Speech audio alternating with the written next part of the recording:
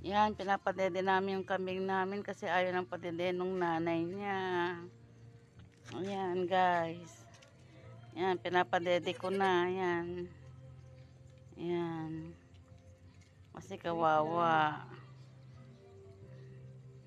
Yan, guys. Pinapadede namin. Ayan. Ang lakas dumede niya mga yan. Tatlo yung pinapadede namin. Isa naman, guys. Oh. Yan.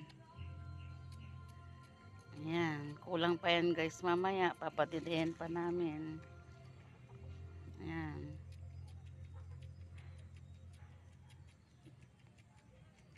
Ayan, guys. Padidihin pa namin.